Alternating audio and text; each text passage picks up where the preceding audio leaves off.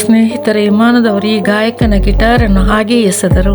ಆದರೆ ಅದರ ಬೆಲೆ 4 ಲಕ್ಷ ಆಗಿತ್ತು ಮತ್ತು ಗಿಟಾರ್ ಮುರಿದು ಹೋಯಿತು. ಈ ಗಾಯಕ ಸೇಡು ತೀರಿಸಿಕೊಂಡ ರೀತಿ ಯಾರೂ ಊಹಿಸಲಿಲ್ಲ. ಇವರು ಡೇವ್ ಕ್ಯಾರೋಲ್ ಕೆನಡಾದಿಂದ ಯುನೈಟೆಡ್ ಏರ್ಲೈನ್ಸ್ ನಲ್ಲಿ ಪ್ರಯಾಣಿಸುತ್ತಿದ್ದರು. ಆ ಸಮಯದಲ್ಲಿ ಅವರ ಗಿಟಾರ್ ಮುರಿದು ಹೋಯಿತು.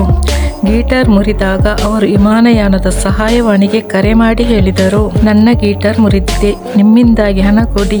ಆದರೆ ವಿಮಾನಯಾನದವರು ಅದನ್ನು ಗಂಭೀರವಾಗಿ ತೆಗೆದುಕೊಳ್ಳಲಿಲ್ಲ. ಆ ರಾತ್ರಿ ಗಾಯಕನಿಗೆ ಲೈವ್ ಕಾನ್ಸೆಪ್ಟ್ ಇತ್ತು. ಟ್ಯಾಕ್ಸಿ ಹಿಡಿದು ಗಿಟಾರ್ ಶಾಪಿಗೆ ಹೋಗಿ ರಿಪೇರಿ ಮಾಡಿಸಲು ಬಹಳ ಹಣ ಖರ್ಚು ಮಾಡಬೇಕಾಯಿತು. ಮರುದಿನ ಅವರು ಮತ್ತೆ ವಿಮಾನಯಾನಕ್ಕೆ ಕರೆ ಮಾಡಿ ಗಿಟಾರ್ ರಿಪೇರಿಗೆ ಹಣ ಕೇಳಿದರು. ಆದರೆ ಅವರು ಸ್ಪಷ್ಟವಾಗಿ ನಿರಾಕರಿಸಿದರು ಮತ್ತು ಅದೇ ದಿನ ಕರೆ ಮಾಡಬೇಕಿತ್ತು ಎಂದು ಹೇಳಿದರು.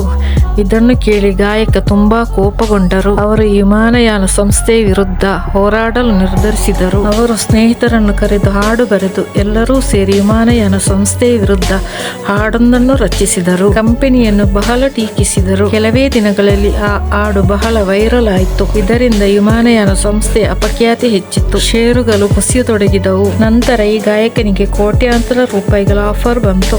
ಹಾಡನ್ನು ಡಿಲೀಟ್ ಮಾಡಲು ಹೇಳಿದರು. ಆದರೆ ಗಾಯಕ ನಿರಾಕರಿಸಿ ಹೇಳಿದರು, ನೀವು ಅದೇ ದಿನ ಬರಬೇಕಿತ್ತು, ಈಗ ಏನೂ ಮಾಡಲು ಸಾಧ್ಯವಿಲ್ಲ ಎಂದು ಗಾಯಕ ಹೇಳಿದ.